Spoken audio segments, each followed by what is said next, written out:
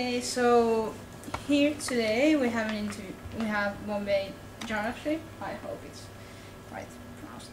Okay, so first of all, could you briefly describe what Carnatic music is? Um, yeah. Um, Carnatic music is a form of classical Indian music. In India, we have two forms of classical music, of which Carnatic music is the one that is sung and heard in the south part of India, and we sing it in different languages, which is in Sanskrit, Telugu, Kannada, Tamil, Malayalam. So basically, the Carnatic music has a lot of spiritual content in it. It's about one's faith in the omnipresent, in the God. So everything centers around what we call bhakti, which is a love for the God. Okay, that's great. So you were saying that there are these different languages. Yes, yes. So at least in here we have almost all heard about Sanskrit, the very ancient language. So is there some differences between musics that are written in different languages? No, the music is the same, but we sometimes have songs in Sanskrit, sometimes the songs are rendered in Telugu, sometimes in Kannada. But basically the music is the same, it's just that the language changes. Okay, I see.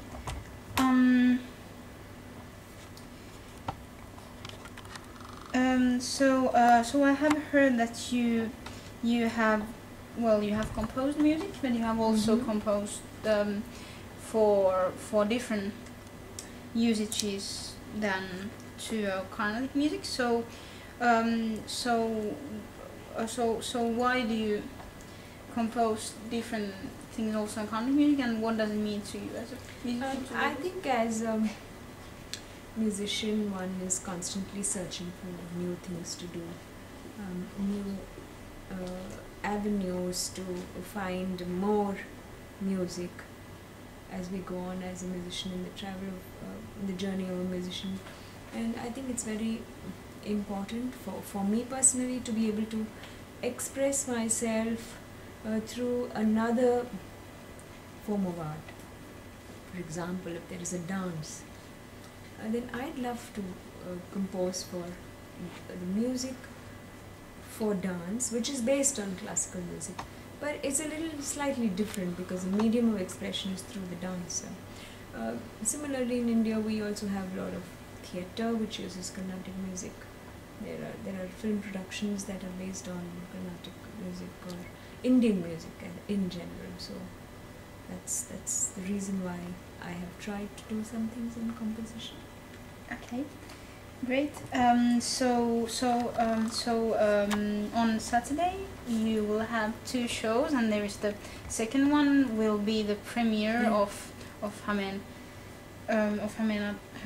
Hameniemi's song called I'm quite sure I won't be able to pronounce it. Yeah. It's a Sabkahan. Sabkahan. So I was first wondering, what does this mean? First of all, I'm ever grateful to Eero Hämeniemi. He is such a great composer here in Finland, and for him to come and to India and look for a voice that can be part of his composition, I think it's very gracious for him to give me this opportunity. For the second composition of his. Last time I came, it was for Red Earth and Rain, which had Avanti Chamber Orchestra with Kuruntogai, which is a very old poetry in Tamil. This time it is the work of Ghalib, which is in Urdu, which is love poetry, very deep and very intense love. And Ghalib's poetry, or a ghazal as we say, talks about the anguish and the pain in love. So it is very beautiful for me to be able to experiment how I can use my voice to bring out this kind of expression in music, and to work under Eero's beautiful direction and composition.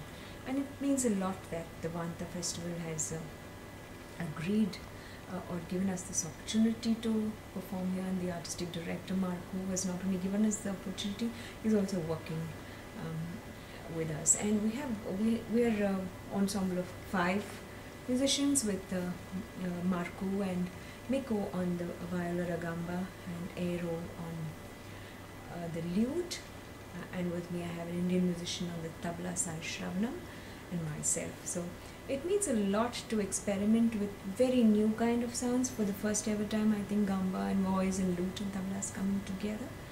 So I think ever grateful to Aero for this, Virohamini and for this opportunity.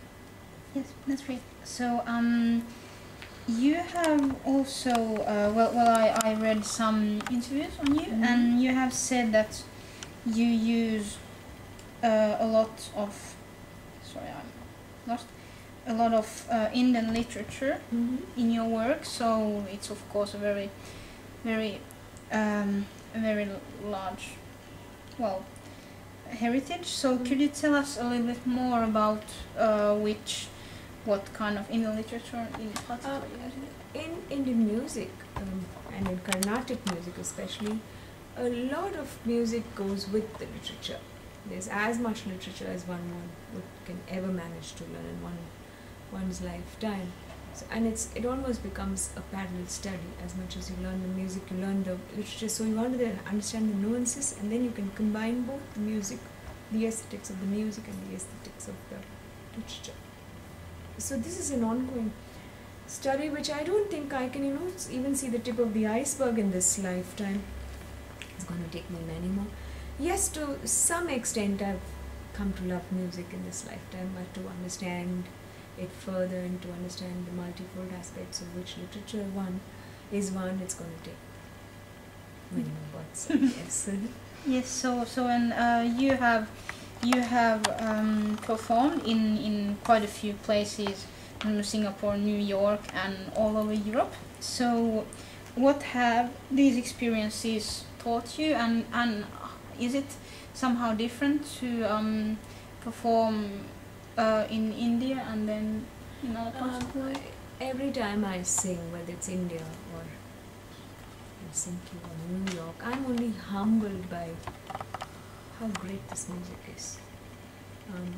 And especially when there are audiences who are kind of listening maybe for the first time or maybe for just the second or third time, there is something about the music which is true of Indian classical music or Western classical music.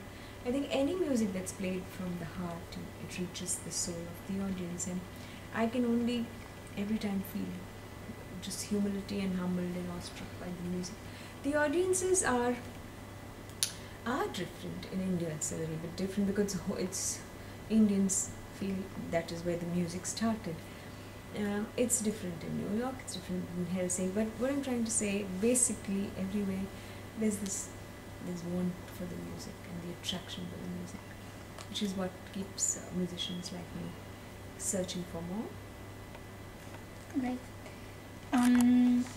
So there is, I'm not sure if I can pronounce this correctly, but you have told that while you were in your 20s, you traveled to this town called Chennai, and that it made quite an impression on you, and it has had a huge impact on your career as a musician. So could you tell us something about it? Yeah, I was in different cities before I finally came to Chennai, in Kolkata for some time and in Bombay for some time. Chennai is like the temple of Indian music. It's a temple for Carnatic music. So you just walk on the streets and you can hear a concert. There are concerts happening every day in the 365 days of the year. There are so many great teachers there. There are so many great musicians, artists, legends who've lived there whole life. So it's a place that will, in the vibration of the air, music will seep into you even without you realizing. It's like you take a deep breath and the music is getting into you. So when I came from Mumbai to Chennai, I thought, oh my God, this is a temple, and what do people get to live in this temple? And then God's grace, I was taken by one of the greatest of musicians, musical legends, violin maestro, Guriji Jayaraman, my teacher, my guru. He was very willing to teach me, and when I decided and had a few classes, I knew inside me that I'm not going to return, I'm not going to go anywhere in my life. This is the place I will live in, and this is where I will learn the music. That's great. And then you also speak very highly so of Chennai's community.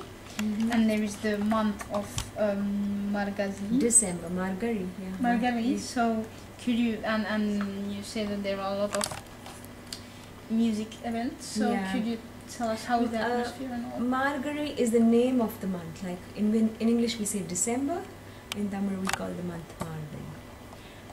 And starting from, we believe in Indian mythology that the whole month of Margari, the gods are awake all the time. They don't sleep. And to celebrate that, there are thousands of concerts happening over 100 venues in the small city of Chennai. Well, small, not small, big city of Chennai, but 100 organizations every day, 4 to 6 concerts for 30 days. So, which means 1,000 of concerts. So you just get up in the morning at 6 o'clock, and from 7 in the morning there are concerts going up to 10:30 in the night.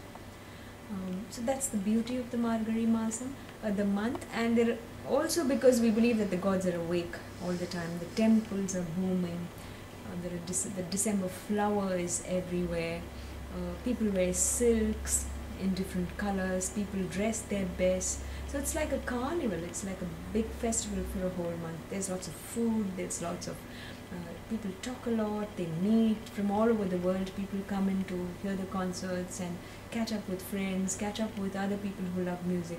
And the center and the topic of discussion is music and arts, music and dance, everything under the umbrella of arts. So it's beautiful. That's great. Does that make you want to come to India and Margari? Yes, yes, that's I hope. Then we'll make a documentary, hopefully, with Katri. Yeah. So you have also spoken very highly of the poet Mahakavi Bharatya. So what kind of poets has he written, and how has his work? Mahakavi Bharatya is one of the greatest poets of India. I mean, I'm just one of his millions of admirers, and I'm a student of and a lover of the poetry that I don't even think I'm an authority to speak on that, something that's going to be documented.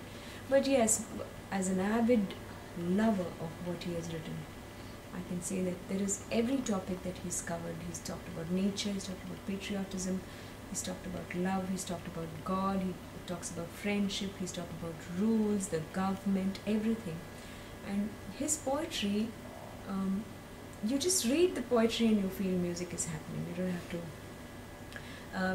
compose it, but as musicians we set it to tune and we sing it. So not just for me, but for the whole of the Tamil speaking world, he is he's like God, he's an inspiration. Okay, that's great. So I've also seen that, well, I've read that you have performed in many charity concerts, so that's great. So is it somehow, because at least to my knowledge, there are many Western musicians who don't do almost any charity concerts, so is it somehow, of course the atmosphere must be different, but in India we have always had great musicians take the music beyond just the people who can have it easily, but to reach it to people who probably need it more than people who always get it very easily. One is to take the music to someone who is specially challenged or less privileged. The other thing is to be able to raise funds for the cause of maybe the blind or maybe the children with autism. So I've been trying to, for the past several years, reach out to and sing for the blind, sing for the blind schools.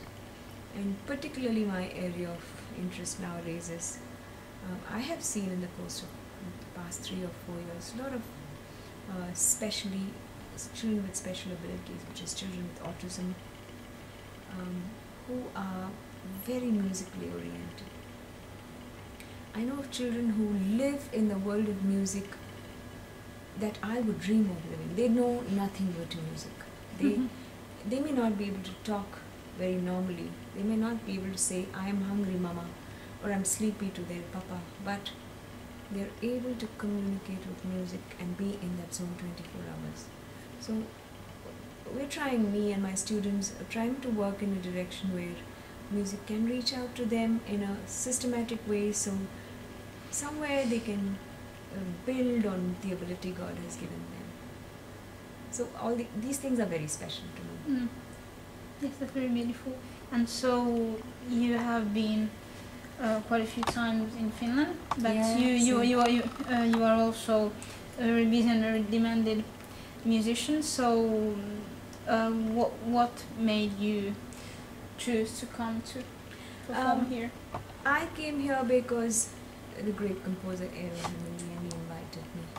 The first time I came in 2001 was for the Asian Music Festival, which was held at the Russian Opera House in 2001, and that's when I came and I sang a Carnatic music concert for 3 hours. And when the curtains opened, and I was thinking, oh my God, this is a completely Finnish or a completely Finnish Swedish audience, and I hope in my soul can reach out to them, because they've come with the trust that for 3 hours I'm going to be able to make them sit, and nobody woke up for 3 hours. So I think it was instant affection and gratitude for the audience, and ever since I have come again for the work of Eero Hämeenniemi, I feel very, very much in love with Finland and Helsinki, because some beautiful opportunities in life that have come my way have happened in Helsinki. I remember a friend of mine, he wrote me a message today. He says, you must be very happy because you're in your favorite place. So my friends think, because almost every August I come here, and I hope I can come here for many, many, many years, as long as I can sing.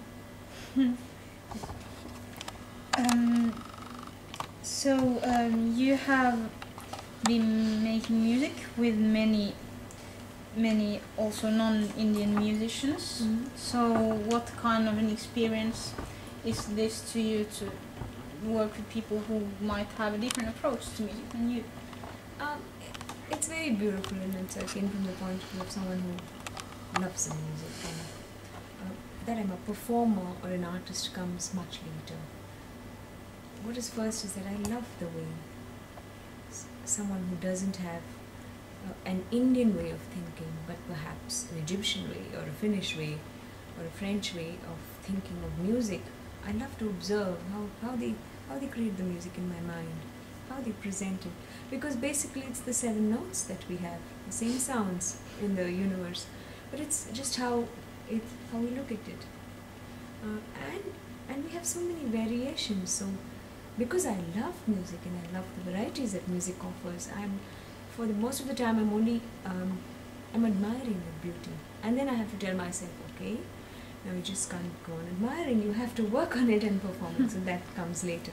But I think basically the fact that you love music and you want to look at it through somebody else's eyes and hear it through somebody else's ears. Yes, so you have been listening to some of the Vantaa Music Festival's concerts. So yes, how yes. has it been? Oh, it was beautiful. The first day we had this most wonderful pianist, the Finnish groups. I'm not able to say the names. On the first evening, a pianist, and then there was a singer in the red dress, and then the flute and oboe and French horn. I thought that was fascinating. Yesterday, of course, we heard the old music that reflects the dance music, which had the gambas and the violins, and that was beautiful too. So every day we're getting this very rich experience and variety of the traditional music of the Vantaa festival. Yeah, that's great. So, what inspires you as a musician? The music. The music and the flavors of the music. Yeah. Okay, great. So, one final last question. You already told us about Hämeenniemi, so could you reveal us a little something about the work itself? Yeah, the work.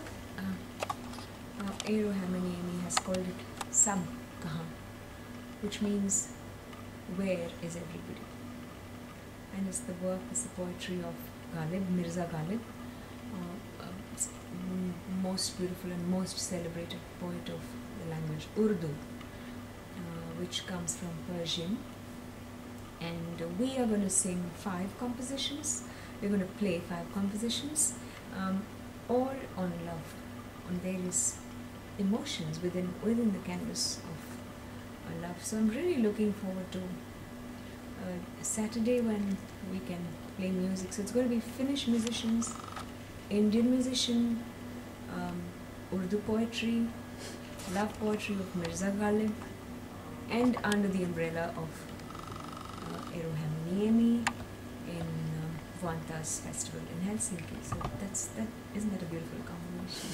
That's true. Yeah. Thank you very much for this interview. Thank you, it's a pleasure.